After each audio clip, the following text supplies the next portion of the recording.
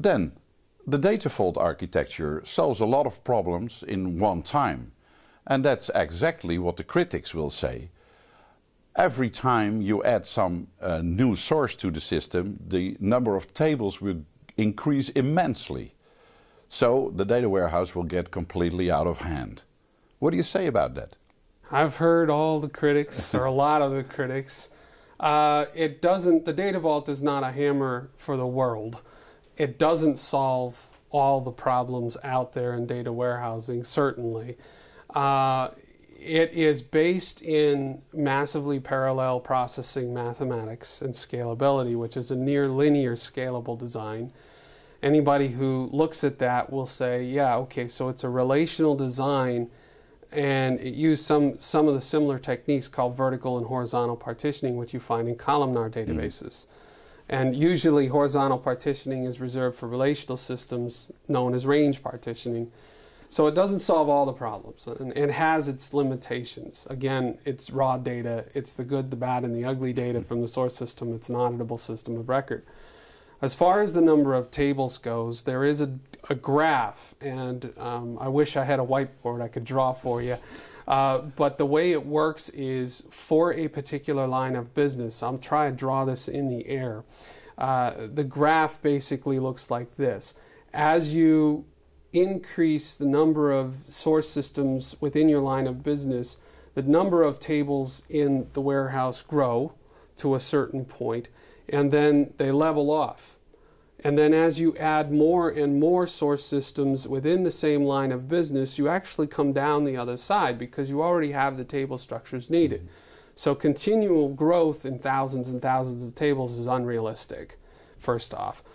Secondly, you know, in the beginning, there's a ratio of one source table to roughly 2.5 vault tables, or maybe 3 tables. But that ratio drops the more source systems you add, the faster you can add more source systems, because you have a finite set to manage the data, because we're looking at data in an organization horizontally across lines of business.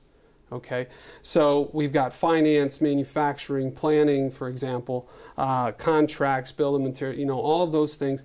And a customer in finance is the same as a customer in manufacturing, is the same as a customer. So we have one table to represent customer hub, right, through all lines of business. So again, the more lines of business you cross in terms of functional areas, the less tables you're going to have, right, overall. And the more systems you integrate within your business, the less tables you're going to have in terms of a ratio.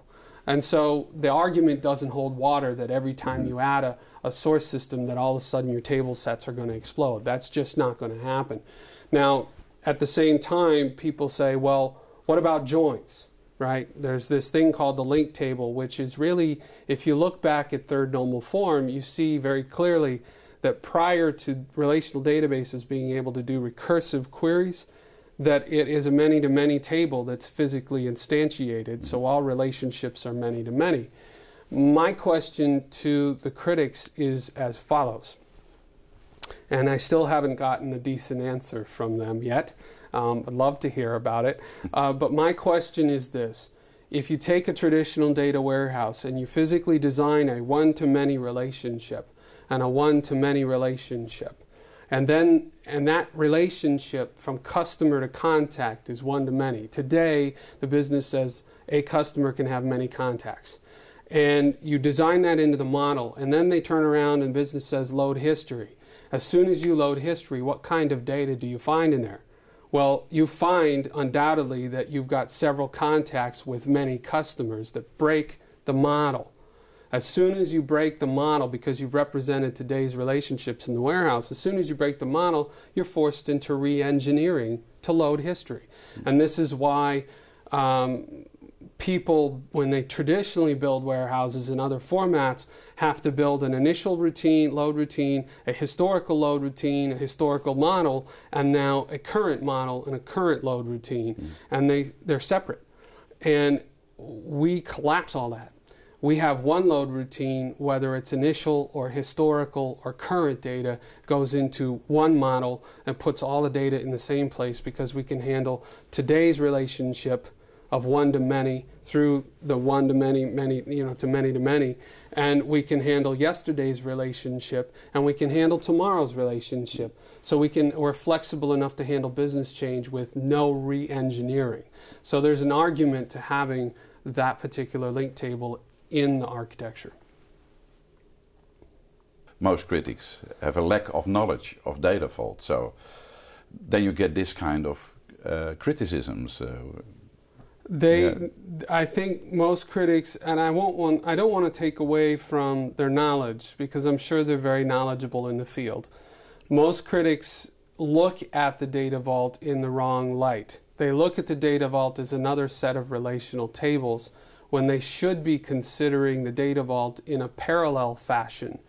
When you apply near linear scalability mathematics and partitioning, you realize that smaller data sets can be very, very long. In other words, have billions of rows, and you can have thousands of rows in a block of information, which reduce your I/O, but further you can split the queries. So the argument that, yeah, I've got lots of tables and lots of joins, true, that's true, but in systems today, it doesn't hold water, even in volume, because I should be able to increase parallelism.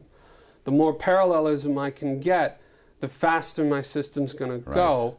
And so this is the principle of the data vault. It's divide and conquer. The example I commonly ask, again, I ask the critics this question. I say, what do you do in life when you have a very large problem to solve? And the answer almost always is, well, I break it up into small bite-sized chunks so I can solve it. That's exactly what we did with the data vault.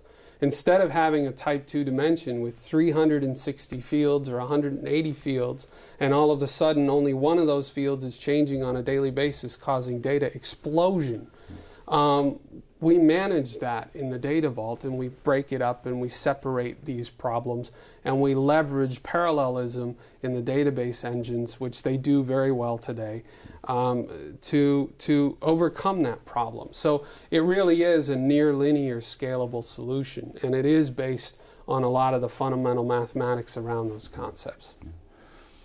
The data vault is increasingly popular all around the world. I think you travel all over the world to train people in your method. Mm-hmm. Can you explain the popularity? I wish I could. Let me give you my opinion on that. I will give you some feedback. My opinion on that goes as follows. There's a reason why I spent 10 years in research and design and another year, 2000 to 2001, checking with all of the fundamental fathers in the industry and mothers in the industry and all the important people that I could find who would answer my questions before I released it to the public, because I figured, well, if anybody would tear it down, they would see the flaws. They've been in the industry long enough. And also then there's another reason why I released it in a short white paper on TDAN. I figured, well, if the technical people see the flaws, I'll get torn down, and in the next, between 2001 and 2003, it'll disappear.